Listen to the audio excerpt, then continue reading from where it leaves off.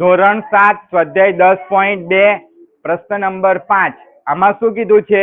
જ્યાં જ્યાં આપણને એ દેખાય છે ત્યાં શું મૂકવાનું છે? શૂન્ય મૂકવાના છે. અને જ્યાં જ્યાં આપણને બી દેખાય છે, જ્યાં જ્યાં આપણને એ દેખાય ત્યાં શૂન્ય મૂકવાના છે. અને જ્યાં જ્યાં આપણને બી દેખાય ત્યાં આપણે શું મૂકવાનું છે? ઋણ 1 મૂકવાનું છે. બરાબર, ચાલો તો આપણે કરીએ. પ્રથમ દાખલો 2a + 2b. તો એ જે મૂકે તે શામાં મૂકવાનું? કૌંસમાં. ચલો, એ બરાબર શું મૂકવાનું છે? શૂન્ય. ને બી બરાબર શું મૂકવાનું છે? ઋણ 1. બંનેને કૌંસમાં મૂકી દીધું. હવે આ બંનેની વચ્ચે કઈનું ચિહ્ન નથી એટલે ગુણાકારનું સમજવાનું. તો 2 × 0 વત્તા 2 × ઋણ 1 કૌંસમાં જ મૂકવાનું. ચાલો, આપણને ખબર છે કોઈનો પણ શૂન્ય સાથે ગુણાકાર શું આવે? શૂન્ય. 2 શૂન્ય શૂન્ય. બરાબર, વત્તા 2 1 વાર 2 એને કૌંસમાં મૂકો. ને આમાં ઓછાનું ચિહ્ન કેટલી વાર છે? 1 વાર, એટલે -2 થઈ ગયું. શૂન્ય વત્તા ઋણ 2 તો શૂન્ય વત્તા ઋણ 2 ઋણ 2 થાય. બરાબર, એટલે વત્તા ઓછા ઓછા થાય એમ પણ, એટલે જવાબ આવી ગયો. બધાનું ધ્યાન આટલે. બરાબર, ચાલો હવે બીજો દાખલો. એ બરાબર શું મૂકવાનું છે? શૂન્ય. આપણને ખબર જ છે એટલે શૂન્ય નો 2 ઘાત. બી નો 2 ઘાત એટલે ઋણ 1 નો 2 ઘાત વત્તા 1, કેમ કે બી બરાબર ઋણ 1 મૂકવાનું છે. બધાનું ધ્યાન આટલે. ચાલો તો આટલે ધ્યાન આપજો. 2 × 0 × 0 શૂન્ય 2 વાર, આટલે ઋણ 1 2 વાર, ઋણ 1 × ઋણ 1 વત્તા 1 થઈ ગયો.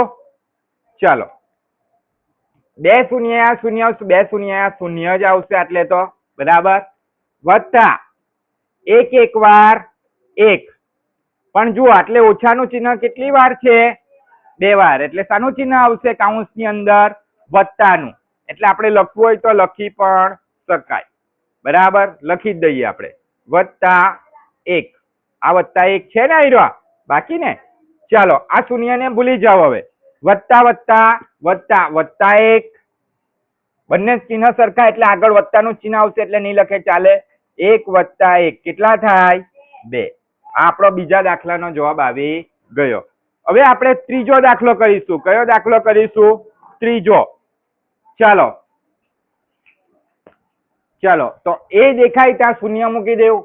2 શૂન્ય નો 2 ઘાત ને ઋણ 1 વત્તા 2 એ એટલે શૂન્ય.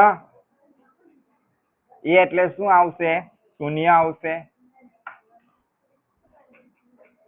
શૂન્ય ને બી એટલે ઋણ 1 નો 2 ઘાત વત્તા શૂન્ય વત્તા ઋણ 1 થઈ ગયું. હવે જુઓ બધાની વચ્ચે આપણે ગુણાકારનું ચિહ્ન લખી દઈએ. 2 × શૂન્ય નો 2 ઘાત ગુણ્યા ઋણ 1 વત્તા 2 × શૂન્ય ગુણ્યા ઋણ 1 નો 2 ઘાત વત્તા આ શૂન્ય ગુણ્યા ઋણ 1. તો તમે જોઈ શકો છો આમાં 2 નો કોની સાથે ગુણાકાર થાય છે? શૂન્ય સાથે થાય છે ને? કોઈનો પણ શૂન્ય સાથે ગુણાકાર શૂન્ય જ આવશે. એટલે 2 શૂન્ય શૂન્ય, પછી શૂન્ય વડે ગુણાકાર કરીશું તો પણ શૂન્ય જ આવશે એટલે શૂન્ય. આમાં પણ જુઓ 2 નો શૂન્ય સાથે ગુણાકાર 2 શૂન્ય શૂન્ય શૂન્ય 1 વાર શૂન્ય જ થવાનું છે. પાછું જુઓ વત્તા શૂન્ય 1 વાર શૂન્ય. આમાં શૂન્ય જવાબ આવે તો આપણે નિશાની જોવાની કોઈ જરૂર નથી એટલે શૂન્ય બેઠા. થઈ ગયું. શૂન્ય વત્તા શૂન્ય જવાબ આવી ગયો આપણો શૂન્ય. ત્રીજા દાખલાનો જવાબ શું આવે છે? શૂન્ય. ચાલો ચોથો દાખલો. એની જગ્યા પર શૂન્ય મૂકી દેવું. શૂન્ય નો 2 ઘાત, એની જગ્યા પર પાછું શૂન્ય ને બી ની જગ્યા પર શું આવશે? ઋણ 1. ચાલો વત્તા 2. શૂન્ય નો 2 ઘાત એટલે શું આવે? શૂન્ય. હવે વત્તા એટલે શૂન્ય 1 વાર શૂન્ય. બંનેની વચ્ચે કઈનું ચિહ્ન નથી એટલે ગુણાકારનું ચિહ્ન. બરાબર, એટલે શૂન્ય 1 વાર શૂન્ય. નિશાની જોવાની જરૂર નથી. વત્તા આ છેલ્લા 2 બચ્યા તે 2. શૂન્ય વત્તા 2 કેટલા થશે? 2. આપણો જવાબ આવી ગયો.